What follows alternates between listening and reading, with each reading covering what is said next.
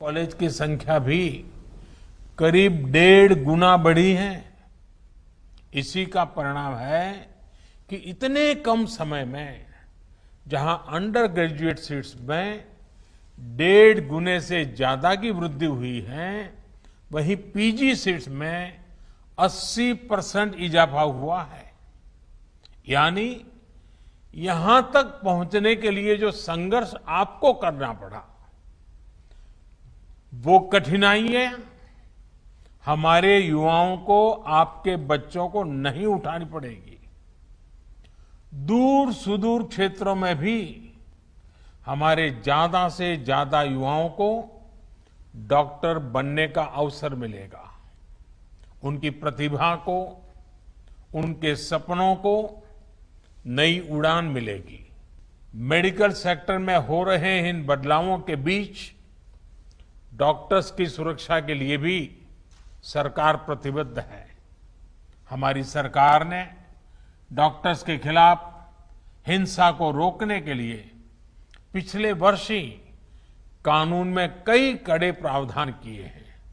इसके साथ ही हम अपने कोविड वॉरियर्स के लिए फ्री इंश्योरेंस कवर स्कीम भी लेकर आए हैं। साथियों, कोरोना के खिलाफ देश की लड़ाई हो या मेडिकल व्यवस्था सुधारने का देश का लक्ष्य, इन सब में आप सभी को महत्वपूर्ण भूमिका अदा करनी है।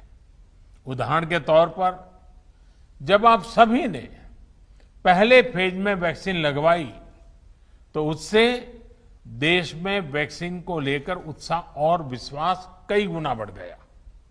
इसी तरह जब आप लोगों को कोविड एप्रोप्रिएट बिहेवियर का पालन करने के लिए कहते हैं तो लोग पूरी श्रद्धा से उसका पालन करते हैं।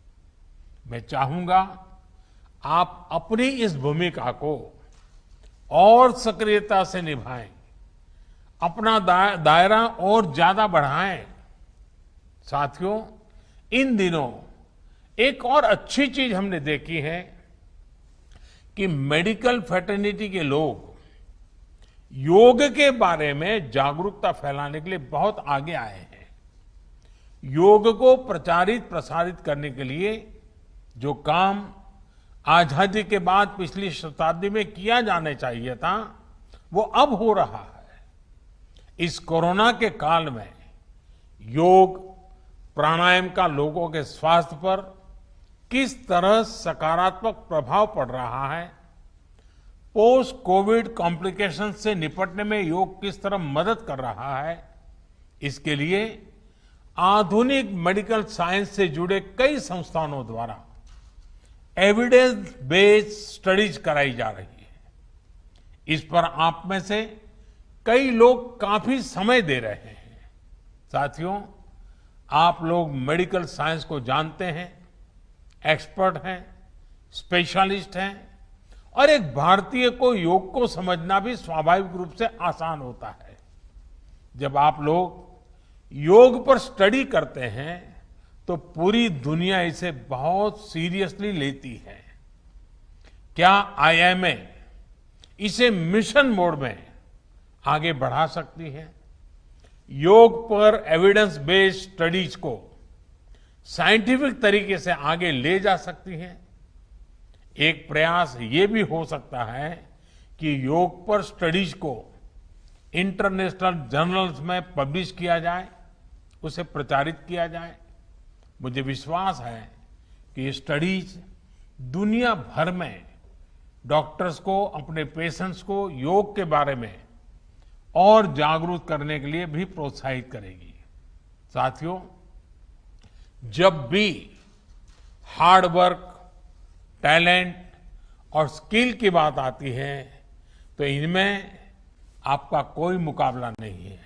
मैं आपसे यह भी अनुरोध करना चाहता हूं कि आप पूरे अटेंशन के साथ ही अपने अनुभवों का डॉक्यूमेंटेशन भी करते रहें। पेशेंट के साथ आपके एक्सपीरियंसेस का डॉक्यूमेंटेशन बहुत ही अहम है। साथ ही मरीज के सिम्टम्स, ट्रीटमेंट प्लान और उनके रिस्पांस का भी डिटेल डॉक्यूमेंटेशन होना चाहिए। यह एक रिसर्च स्टडी के रूप में भी हो सकता है, जिसमें विभिन्न प्रकार की दवाओं और ट्रीटमेंट्स के असर को नोट किया गया हो।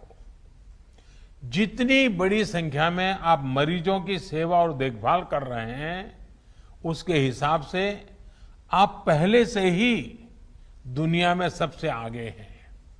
यह समय यह भी सुनिश्चित करने का है कि आपके काम का, आपकी साइंटिफिक स्टडीज का दुनिया संज्ञान ले और आने वाली पीढ़ी को उसका लाभ भी मिले।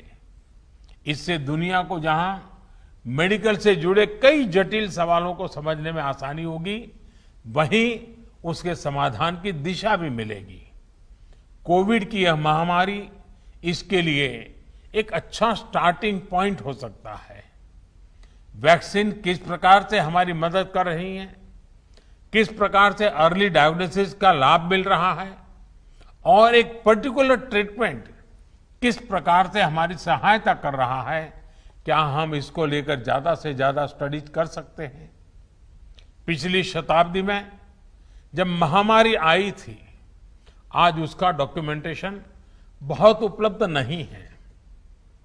आज हमारे पास टेक्नोलॉजी भी है और हम अगर कोविड से कैसे मुकाबला किया गया है, इसके प्रैक्टिकल अनुभवों का डॉक्यूमेंटेशन करते हैं, तो वो भविष्य में पूरी मानवता के लिए बेहद मददगार साबित होगा।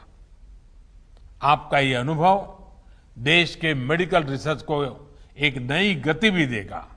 अंत में मैं यही कहूंगा कि आपकी सेवा, आपका श्रम सर्वे भवन्तु सुखिनः के हमारे संकल्प को अवश्य सिद्ध करेगा। हमारा देश कोरोना से भी जीतेगा और विकास के नए आयाम भी हासिल करेगा। इन्हीं शुभकामनाओं के साथ आपको बहुत बहुत धन्यवाद।